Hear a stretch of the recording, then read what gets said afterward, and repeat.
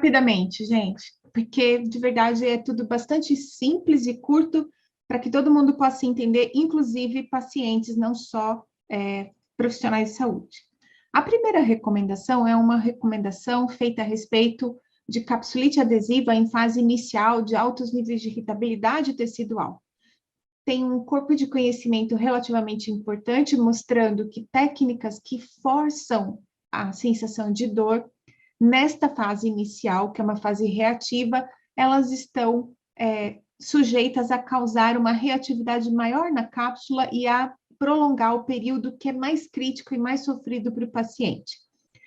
Vários médicos, inclusive, deixaram de recomendar fisioterapia porque os pacientes voltavam se queixando de que os fisioterapeutas e outros terapeutas, tá? Não estou falando exclusivamente de nós, porque a gente sabe que essas pessoas vão em diferentes profissionais, causavam dor, desconforto e acabavam, em alguns pacientes, provocando uma reatividade de cápsula.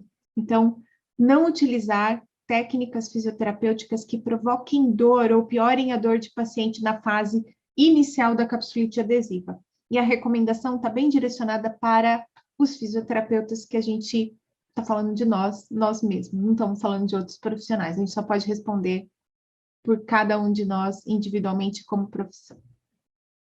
A segunda recomendação é uma recomendação a respeito do uso de ventosas.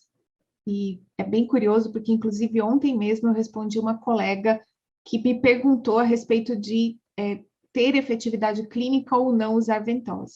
Linha, só um Pode pouquinho. passar. Você passou o slide? Porque não trocou. Uh, Aí, agora foi. É porque eu estou lendo num e olhando no outro, entendeu? Eu estou lendo aqui e passando ali.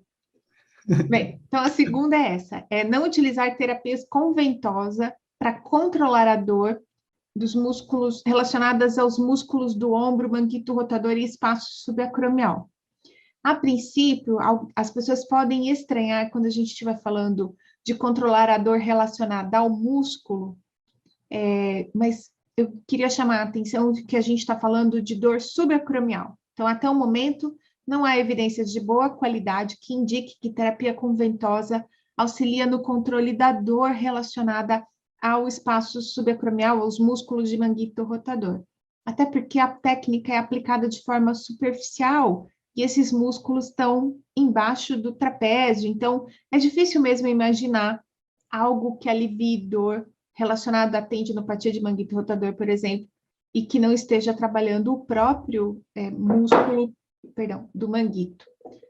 Esse controle de dor inicial, que pode ser percebido por alguns pacientes usando a técnica, pode inclusive ser um fenômeno de saliência. Você provoca mais dor no trapézio e desvia a tensão, por exemplo, tá? Então, a gente, neste momento, não consegue ter justificativas para recomendar o uso da ventosa. De novo, essas são, e eu sei que isso incomoda muito as pessoas, porque às vezes pagam um curso ou compram o kit, a gente sabe que isso deixa chateado esses colegas, a gente não quer chatear vocês. A gente quer dizer o seguinte, neste momento, nesse ponto do tempo, a gente não encontrou evidência para isso. Não quer dizer que não pode mudar, não quer dizer que não cause alívio para alguns pacientes, mas, em geral, a gente não pode ter decisões baseadas em evidência científica para indicar, tá bom? De novo, respeitando todo mundo que fez o investimento, que tentou aprender e que está tentando aplicar na clínica.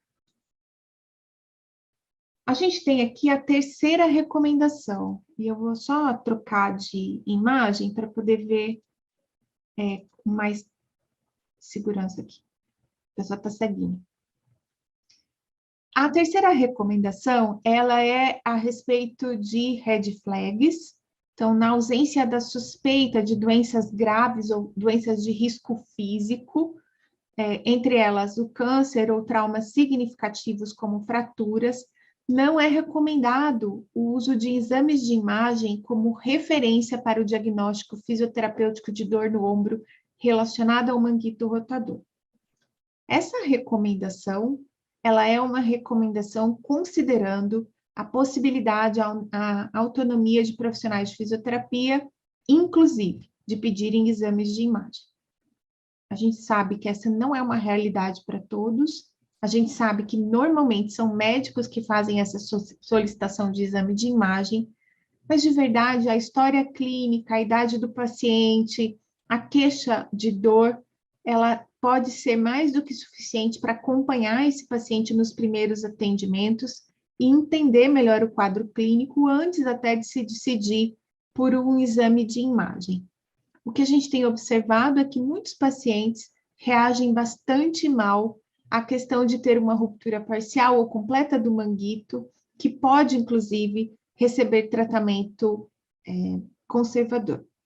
Mais uma vez, essa recomendação, ela não se aplica a qualquer desconfiança de doenças importantes, sejam tumor, compressão de raiz nervosa, ou mesmo outra complicação que não está bem esclarecida com os exames físicos, com a história do paciente, e ainda mais quando a gente está falando de trauma. E, de novo, né? Meu Instagram é um repositório de histórias de casos clínicos de ombro. Uma colega me escreveu que ela está bastante preocupada esses dias, porque tem um paciente que caiu de moto, ele continua, depois de 3 meses de atendimento, com sintoma de bastante dor, bastante limitação funcional, e foi pedido apenas e tão somente no momento do trauma um raio-x para descartar fratura. E ela está desconfiando de uma ruptura maior e importante do manguito, que precisa de um exame de imagem mais específico de parte mole, porque neste momento o tendão, se tiver rompido, o músculo está perdendo a qualidade contrátil e esse paciente pode ter um resultado funcional no futuro muito ruim. Então, recomendar ou não imagens não está baseado exclusivamente no nosso desejo de ver ou não, mas na possibilidade desse paciente ter o melhor atendimento. Isso serve para fisioterapeutas e para médicos. A quarta recomendação, ela é a respeito da restrição completa de uso do membro superior quando há dor de origem subacromial.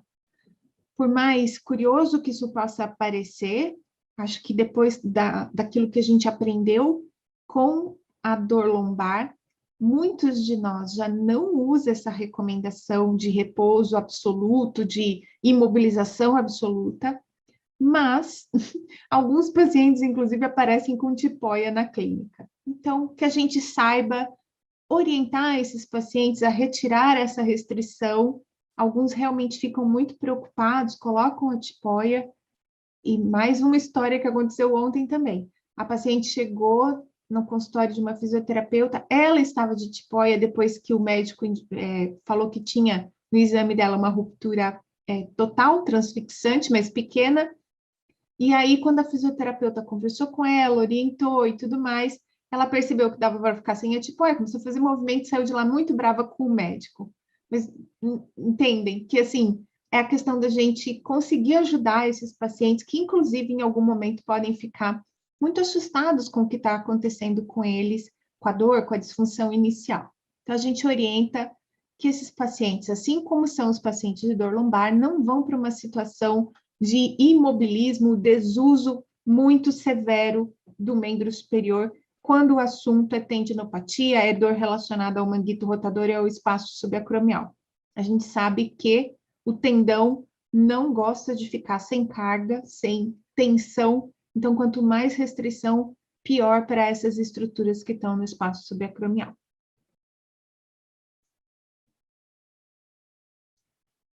Na recomendação número 5, nós vamos falar a respeito de terapia manual. E, de novo, esta recomendação, ela foi votada pelos colegas, porque a gente quer divulgar a importância da terapia manual como parte do protocolo, mas ela não deve dominar o tratamento.